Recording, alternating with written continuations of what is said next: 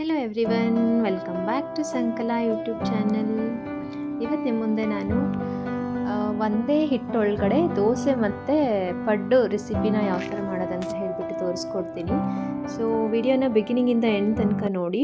So complete ನಾನು breakfast recipe ಆದಂಥ ಪಡ್ಡು ದೋಸೆ ಆಮೇಲೆ ಅದಕ್ಕೆ ಚಟ್ನಿ ರೆಸಿಪಿನ ಶೇರ್ ಮಾಡ್ತಾಯಿದ್ದೀನಿ. ಸೊ ಮೊದಲನೇದಾಗಿ ನಾವು ಹಿಟ್ಟನ್ನ ರೆಡಿ ಮಾಡ್ಕೊಳ್ಬೇಕು. ಹಿಟ್ಟು ರೆಡಿ ಮಾಡ್ಕೊಳ್ಳೋಕ್ಕೆ ನಾನಿಲ್ಲಿ 4 ಲೋಟ ಆಗೋಷ್ಟು ರೇಷನ್ ರೈಸ್ನ ತೊಗೊಂಡಿದ್ದೀನಿ ಹಿಟ್ಟು ರೆಡಿ ಮಾಡ್ಕೊಳ್ಳೋಕ್ಕೆ. ಸೊ 4 ಲೋಟ ರೈಸ್ಗೆ 1 ಲೋಟ ಆಗೋಷ್ಟು ಉದ್ದಿನಬೇಳೆನ ಹಾಕ್ಕೊಂಡಿದ್ದೀನಿ. ಆಮೇಲೆ ಅರ್ಧ ಬಟ್ಲು ಆಗೋಷ್ಟು ಕಡಲೆಬೇಳೆ, ಆಮೇಲೆ 2ರಿಂದ 3 ಟೇಬಲ್ ಸ್ಪೂನ್ ಆಗೋಷ್ಟು ತೊಗರಿಬೇಳೆ, ಆಮೇಲೆ 1 ಟೇಬಲ್ ಸ್ಪೂನ್ ಆಗೋಷ್ಟು ಮೆಂತ್ಯನ ಹಾಕ್ಕೊಂಡ್ಬಿಟ್ಟು ನಾನು ನೆನೆ ಇಡ್ತಾಯಿದ್ದೀನಿ. ಯೂಶ್ವಲಿ ದೋಸೆ ಮತ್ತು ಇಡ್ಲಿ ಮಾಡ್ಕೊಳ್ಳೋಕ್ಕೆ ಎಲ್ಲ ಪ್ರಮಾಣದಲ್ಲೂ ಎಲ್ಲ ಅಕ್ಕಿ ಮತ್ತು ಬೇಳೆನ ಸರಿಯಾದ ಪ್ರಮಾಣದಲ್ಲಿ ಹಾಕಿದರೆ ಮಾತ್ರ ಚೆನ್ನಾಗಿ ಬರುತ್ತೆ. ಸೊ ನಾನು ಬೆಳಗ್ಗೆ ನೆನೆ ಇಟ್ಬಿಟ್ಟು ನೈಟು ಹಿಟ್ಟನ್ನ ರುಬ್ಬಿ ಇಟ್ಕೊಂಡಿದ್ದೆ. ಸೊ ಫರ್ಮೆಂಟೇಷನ್ ಆಗೋಕ್ಕೆ ಆಲ್ಮೋಸ್ಟ್ ಒಂದು ನೈಟ್ ಹಿಡಿಯುತ್ತೆ. ಸೊ ಬೆಳಗ್ಗೆ ಎದ್ಬಿಟ್ಟು ನೋಡಿದಾಗ ತುಂಬಾ ಚೆನ್ನಾಗಿ ಬಂದಿತ್ತು ಬ್ಯಾಟರು. ಇಲ್ಲಿ ನೋಡ್ತಾ ಇರ್ಬೋದು ಎಷ್ಟೊಂದು ಚೆನ್ನಾಗಿ ಉಬ್ಬು ನಿಂತಿತ್ತು. ಸೊ ಈ ಹಿಟ್ಟಿನಿಂದ ನಾನು ಇವತ್ತು ದೋಸೆ ಮತ್ತು ಪಡ್ನ ಎರಡೂ ಸಹ ನಾನು ಟ್ರೈ ಮಾಡಿದ್ದೀನಿ. ತುಂಬಾ ಚೆನ್ನಾಗಿ ಬಂದಿದೆ. ನೀವು ಸಹ ಈ ರೆಸಿಪಿನ ಟ್ರೈ ಮಾಡಿ. ಇದಕ್ಕೆ ನಾನು ರುಚಿಗೆ ತಕ್ಕಷ್ಟು ಉಪ್ಪು ಆಮೇಲೆ 1 ಚಿಟಿಕೆ ಆಗೋಷ್ಟು ಸೋಡಾ ಪುಡಿನ ಆ್ಯಡ್ ಮಾಡ್ಕೊಂಡಿದ್ದೀನಿ. ಸೊ ಸೋಡಾ ಪುಡಿ ಹಾಕಿದ ನಂತರ ಇನ್ನೊಂದು ಟಿಪ್ಸ್ ಅಂತಲೇ ಹೇಳ್ಬೋದು. ದೋಸೆ ಮತ್ತು ಪಡ್ಡಿಗೆ ನಾವೇನು ಹಿಟ್ಟು ರೆಡಿ ಮಾಡಿರ್ತೀವಲ್ಲ ಅದಕ್ಕೆ ಒಂಚೂರು ನೀರು ಹಾಕಬಾರ್ದು. ನೀರು ಹಾಕಿದ್ರೇ ಟೇಸ್ಟ್ ಹೋಗಿಬಿಡುತ್ತೆ. ನಾನೊಂದು ಸ್ವಲ್ಪನೂ ನೀರು ಹಾಕ್ದೇ ಹಿಟ್ಟನ್ನ ಕಲಿಸ್ಕೊಂಡಿದ್ದೀನಿ. ಆಮೇಲೆ ಚಟ್ನಿ ಮಾಡೋಕ್ಕೆ ಇಲ್ಲಿ ನೋಡ್ತಾ ಇರ್ಬೋದು ಈರುಳ್ಳಿ, ನಾನಿಲ್ಲಿ ಸಾಂಬಾರು ಈರುಳ್ಳಿನ ತೊಗೊಂಡಿದ್ದೀನಿ, ಟೊಮ್ಯಾಟೊ, ಜೀರಿಗೆ, ಕೆಂಪು ಮೆಣಸಿನ್ಕಾಯಿ, ಕೊಬ್ಬರಿ, ಕರಿಬೇವಿನ ಸೊಪ್ಪು, ಆಮೇಲೆ ಬೆಳ್ಳುಳ್ಳಿ. ಸೊ ಇಷ್ಟು ಇಂಗ್ರೀಡಿಯೆಂಟ್ಸ್ ಯೂಸ್ ಮಾಡ್ಕೊಂಡ್ಬಿಟ್ಟು ಚಟ್ನಿನ ಮಾಡ್ತಾ ಇರೋದು. ಇಲ್ಲಿ ಚಟ್ನಿ ಮಾಡ್ಕೊಳ್ಳೋಕ್ಕೆ ಮೊದಲನೇದಾಗಿ ನಾನು ಸ್ಟವ್ ಆನ್ ಮಾಡಿಬಿಟ್ಟು ಒಂದು ಕಡಾಯಿ ಇಟ್ಟಿದ್ದೀನಿ. ಆ ಕಡಾಯಿ ಬಿಸಿ ಆದ ನಂತರ ಅದಕ್ಕೆ 1 ಟೇಬಲ್ ಸ್ಪೂನ್ ಆಗೋಷ್ಟು ಜೀರಿಗೆ, ಆಮೇಲೆ ಬ್ಯಾಡಗಿ ಮೆಣಸಿನ್ಕಾಯಿ ತೊಗೊಂಡಿದ್ದೀನಿ ಒಂದು 4ರಿಂದ 5 ಆಗೋಷ್ಟು. ಅದಾದಮೇಲೆ ಸಾಂಬಾರು ಈರುಳ್ಳಿನ ಮೇಲ್ಗಡೆ ಸಿಪ್ಪೆ ಎಲ್ಲ ತೆಗೆದುಬಿಟ್ಟು ಒಂದು 4ರಿಂದ 5 ಆಗೋಷ್ಟು ತೊಗೊಂಡಿದ್ದೀನಿ. ಸೊ ಸಾಂಬಾರು ಈರುಳ್ಳಿ ಇಲ್ಲಾಂದರೆ ನಾರ್ಮಲ್ ಈರುಳ್ಳಿನೂ ಸಹ ಯೂಸ್ ಮಾಡ್ಕೊಳ್ಬೋದು. ಸೊ ಮೀಡಿಯಮ್ ಫ್ಲೇಮ್ ಇಟ್ಬಿಟ್ಟು ಇದಕ್ಕೆ ಎಣ್ಣೆ ಹಾಕಿಬಿಟ್ಟು ನೀಟಾಗಿ ಫ್ರೈ ಮಾಡ್ಕೊಳ್ಬೇಕು. ಸೊ ಇದೆಲ್ಲ ಫ್ರೈ ಆಗ್ತಿರ್ಬೇಕಾದ್ರೇ ನಾವು ಇದಕ್ಕೆ ಬೆಳ್ಳುಳ್ಳಿ ಆಮೇಲೆ ಕರಿಬೇವಿನ ಎಲೆನೂ ಸಹ ಇದಕ್ಕೇ ಹಾಕ್ಕೊಳ್ಬೇಕು. ಮೀಡಿಯಮ್ ಫ್ಲೇಮ್ ಇಟ್ಬಿಟ್ಟು ಈರುಳ್ಳಿ ಎಲ್ಲ ನೀಟಾಗಿ ಮೆತ್ತಗಾಗಬೇಕು. ಅಲ್ಲಿವರೆಗೂ ನಾವು ಚೆನ್ನಾಗಿ ಫ್ರೈ ಮಾಡ್ಕೊಳ್ಬೇಕು. ಈರುಳ್ಳಿ ಮೆತ್ತಗಾದ ನಂತರ ಅದಕ್ಕೆ ಕಟ್ ಮಾಡಿ ಇಟ್ಕೊಂಡಿರುವಂಥ ಒಂದು 2ರಿಂದ 3 ಮೀಡಿಯಮ್ ಸೈಜು ಟೊಮ್ಯಾಟೋನು ಹಾಕ್ಕೊಳ್ಬೇಕು. ಸೊ ಚಟ್ನಿ ಮಾಡೋಕ್ಕೆ ಇದೆಲ್ಲ ನೀಟಾಗಿ ಫ್ರೈ ಮಾಡ್ಕೊಂಡ್ಬಿಟ್ಟು ಮಾಡಿದ್ರೇ ಚೆನ್ನಾಗಿರುತ್ತೆ.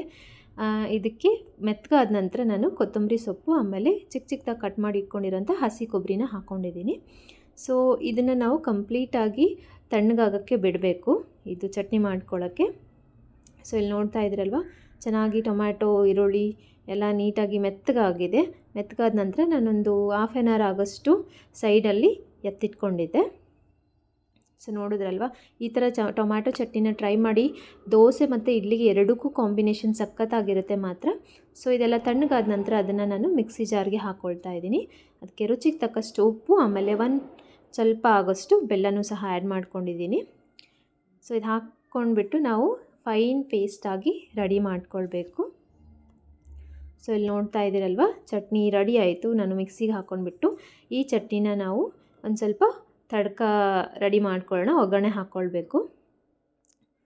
ಸೊ ರೆಡಿಯಾಗಿರೋಂತಹ ಚಟ್ನಿಗೆ ನಾನಿಲ್ಲಿ ಒಗ್ಗರಣೆನ ಹಾಕ್ಕೊಳ್ತಾ ಇದ್ದೀನಿ. ಒಗ್ಗರಣೆಗೆ 1 ಟೇಬಲ್ ಸ್ಪೂನ್ ಆಗೋಷ್ಟು ಎಣ್ಣೆ ಬಿಸಿ ಆದ ನಂತರ ಅದಕ್ಕೆ 1 ಟೇಬಲ್ ಸ್ಪೂನ್ ಆಗೋಷ್ಟು ಜೀರಿಗೆ ಆಮೇಲೆ ಸಾಸಿವೆನ ಹಾಕ್ಕೊಳ್ಬೇಕು. ಸೊ ಜೀರಿಗೆ ಸಾಸಿವೆ ಹಾಕ್ಕೊಂಡ ನಂತರ ಒಂದು ಸ್ವಲ್ಪ ಕರಿಬೇವಿನ ಎಲೆನ ಹಾಕ್ಕೊಂಡ್ಬಿಟ್ಟು ಅದಕ್ಕೆ ರೆಡಿ ಮಾಡಿ ಇಟ್ಕೊಂಡಿರೋವಂಥ ಚಟ್ನಿನ ಮಿಕ್ಸ್ ಮಾಡ್ಕೊಳ್ಳೋಣ. ಸೊ ಯೂಶ್ವಲಿ ನಾರ್ಮಲ್ ಫುಟ್ಪಾತ್ ಒಳಗಡೆ ಪಡ್ಡು ಮಾಡ್ತಿರ್ತಾರಲ್ವ ಅದ್ರ ಜೊತೆ ಕಾಂಬಿನೇಷನ್ ಯೂಶ್ವಲಿ ರೆಡ್ ಚಟ್ನಿ ಕೊಡ್ತಾರೆ. ನಾನು ಫಸ್ಟ್ ಟೈಮು ಪಡ್ಡು ಜೊತೆ ರೆಡ್ ಚಟ್ನಿ ಟ್ರೈ ಮಾಡಿರೋದು. ಟೊಮ್ಯಾಟೊ ಚಟ್ನಿ ತುಂಬಾ ಚೆನ್ನಾಗಿ ಬಂದಿತ್ತು. ಆಮೇಲೆ ದೋಸೆ ಪಡ್ಡು ಎರಡಕ್ಕೂ ಕಾಂಬಿನೇಷನ್ ಚೆನ್ನಾಗಿರುತ್ತೆ. ಸೊ ಚಟ್ನಿ ರೆಡಿ ಆಯಿತು. ಇಲ್ಲಿ ನಾನು ಹಿಟ್ಟನ್ನು ಚೆನ್ನಾಗಿ ಮಿಕ್ಸ್ ಮಾಡ್ಕೊಂಡ್ಬಿಟ್ಟು ದೋಸೆ ಹಂಚನ್ನ ಇಟ್ಟಿದ್ದೆ. ಇಲ್ಲಿ ನೋಡ್ತಾ ಇರ್ಬೋದು. ಸೊ ದೋಸೆ ಹಾಕ್ಕೊಳ್ತಾ ಇದ್ದೀನಿ. ಸೊ ನಾನು ಮುಂಚೆನೇ ಹೇಳ್ದಂಗೆ ದೋಸೆ ಮತ್ತು ಪಡ್ಡು ಹಿಟ್ಟಿಗೆ ರೆಡಿ ಆದಾಗ ಬೆಳಗ್ಗೆ ನಾವು ಒಂದು ಸ್ವಲ್ಪನೂ ನೀರು ಹಾಕ್ಕೊಳ್ದೇ ನೀಟಾಗಿ ಮಿಕ್ಸ್ ಮಾಡ್ಕೊಂಡ್ಬಿಟ್ಟು ಮಾಡಬೇಕು. ಅಂದಾಗ ಮಾತ್ರ ಆ್ಯಕ್ಚುಲ್ ಟೇಸ್ಟ್ ಬರುತ್ತೆ ನಮಗೆ ದೋಸೆ ಮತ್ತು ಹಿಟ್ಟು. ಸೊ ದೋಸೆ ನೋಡ್ತಾ ಇದ್ದೀರಲ್ವ ಎಷ್ಟು ಗರಿಯಾಗಿ ರೌಂಡ್ ಶೇಪಲ್ಲಿ ಬಂದಿದೆ. ಅದಕ್ಕೆ ನಾನು ಮೇಲ್ಗಡೆ ಎಣ್ಣೆನ ಹಾಕ್ಕೊಂಡ್ಬಿಟ್ಟು ಬೇಯಿಸ್ಕೊಳ್ತಾ ಇದ್ದೀನಿ. ನಿಮಗೆ ಸ್ವಲ್ಪ ಹೋಟೆಲ್ ಟಚ್ ಬೇಕಂದರೆ ಇದಕ್ಕೆ ನಾವು ಖಾರದ ಪುಡಿ ಇರುತ್ತಲ್ವ ಅದಕ್ಕೆ ಒಂದು ಸ್ವಲ್ಪ ಎಣ್ಣೆ ನೀರನ್ನ ಮಿಕ್ಸ್ ಮಾಡ್ಕೊಂಡ್ಬಿಟ್ಟು ರೆಡ್ ಚಟ್ನಿ ಥರ ಆದಮೇಲೆ ಹಾಕ್ಕೊಂಡ್ಬಿಟ್ಟು ಸಹ ತಿನ್ಬೋದು. ಸೊ ದೋಸೆ ರೆಡಿ ಆಯಿತು. ನಾನು ಇನ್ನೊಂದು ಸೈಡಲ್ಲಿ ಪಡ್ಡುಗೂ ಸಹ ಇಟ್ಟಿದ್ದೆ. ಯೂಶ್ವಲಿ ನನ್ನ ಹಸ್ಬೆಂಡು ದೋಸೆ ಇಷ್ಟಪಡ್ತಾರೆ, ನನಗೆ ಪಡ್ಡು ಇಷ್ಟ. ಸೊ ಅದ್ರ ಸಲುವಾಗಿ ಒಂದೇ ಥರ ಬ್ಯಾಟ್ರ್ ಒಳಗಡೆ ದೋಸೆ ಮತ್ತು ಪಡ್ಡು ಎರಡನ್ನೂ ಸಹ ಟ್ರೈ ಮಾಡಿದೆ. ಸೊ ನೀವು ಯಾವತ್ತಾದರೂ ಬ್ರೇಕ್ಫಾಸ್ಟ್ಗೆ ಅಂತ ಹಿಟ್ಟನ್ನ ಹಾಕಿದರೆ ಎಲ್ಲ ಅಕ್ಕಿ ಬೇಳೆ ಅದನ್ನೆಲ್ಲ ಸರಿಯಾದ ಪ್ರಮಾಣದಲ್ಲಿ ಹಾಕ್ಕೊಂಡ್ರೆ ಎರಡೂ ಸಹ ಟ್ರೈ ಮಾಡ್ಬೋದು, ದೋಸೆ ಮತ್ತು ಅಕ್ಕಿ ಒಂದೇ ಬ್ಯಾಟರ್ ಒಳಗಡೆ.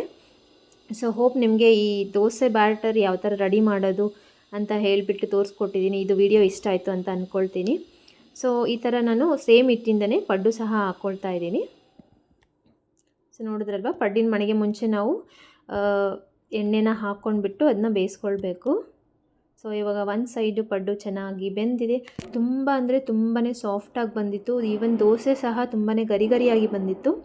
ನಾನು ಎಕ್ಸ್ಪೆಕ್ಟು ಮಾಡಿರಲಿಲ್ಲ ಈ ಥರ ದೋಸೆ ಮತ್ತು ಪಡ್ಡು ಒಂದೇ ಬ್ಯಾಟ್ರಲ್ಲಿ ಮಾಡ್ಬೋದು ಅಂತೇಳಿ. ಬಟ್ ತುಂಬಾ ಚೆನ್ನಾಗಿ ಬಂದಿತ್ತು. ನೀವು ನೆಕ್ಸ್ಟ್ ಟೈಮ್ ಯಾವತ್ತಾದರೂ ಪಡ್ಡಿಗೆ ಹಾಕಿದಾಗ ಅದ್ರ ಜೊತೆ ದೋಸೆನೂ ಟ್ರೈ ಮಾಡಬೇಕಂದ್ರೆ ಈ ಥರ ಬ್ಯಾಟರ್ ಕನ್ಸಿಸ್ಟೆನ್ಸಿನ ಚೆನ್ನಾಗಿ ನೋಡ್ಕೊಂಡ್ಬಿಟ್ಟು ಮಾಡ್ಕೊಳ್ಳಿ. ತುಂಬ ಅಂದರೆ ತುಂಬಾ ರುಚಿಯಾಗಿರುತ್ತೆ.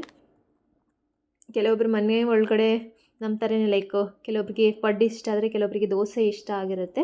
ಸೊ ಅದರ ಸಲುವಾಗಿ ಹಿಟ್ಟನ್ನ ನೀಟಾಗಿ ರೆಡಿ ಮಾಡ್ಕೊಳ್ಳಿ. ಅದರಿಂದ ತುಂಬಾ ವೆರೈಟಿ ಆಫ್ ಬ್ರೇಕ್ಫಾಸ್ಟ್ನ ರೆಡಿ ಮಾಡ್ಕೊಳ್ಬೋದು. ಇಲ್ಲಿ ನೋಡ್ತಾ ಇದ್ದೀರಲ್ವ, ಅದು ಪಡ್ಡು ಚೆನ್ನಾಗಿ ಬೆಂದಿದೆ. ಈ ಥರ brown colour, light brown colour ಆಗೋವರೆಗೂ ಬೇಯಿಸ್ಕೊಂಡ್ಬಿಟ್ಟು ಅದನ್ನು ಚಟ್ನಿ ಜೊತೆ ಸರ್ವ್ ಮಾಡಿದ್ರೆ ಸಖತ್ ರುಚಿಯಾಗಿರುತ್ತೆ. ಹೋಪ್ ನಿಮಗೆ ಇವತ್ತು ತೋರಿಸಿರುವಂತಹ ದೋಸೆ, ಪಡ್ಡು ಆಮೇಲೆ ಚಟ್ನಿ ರೆಸಿಪಿ ಇಷ್ಟ ಆಯಿತು ಅಂತ ಅಂದ್ಕೊಳ್ತೀನಿ. ಇಷ್ಟ ಆಗಿದರೆ ನನ್ನ ಚಾನಲ್ನ ಸಬ್ಸ್ಕ್ರೈಬ್ ಮಾಡಿ, ಲೈಕ್, ಶೇರ್, ಕಮೆಂಟ್ ಮಾಡಿ ಅಂತ ಹೇಳ್ತಾ ನಾನು ಈ ವಿಡಿಯೋನ ಇಲ್ಲಿಗೆ ಕಂಪ್ಲೀಟ್ ಮಾಡ್ತಾ ಇದ್ದೀನಿ. Thank you for watching this video.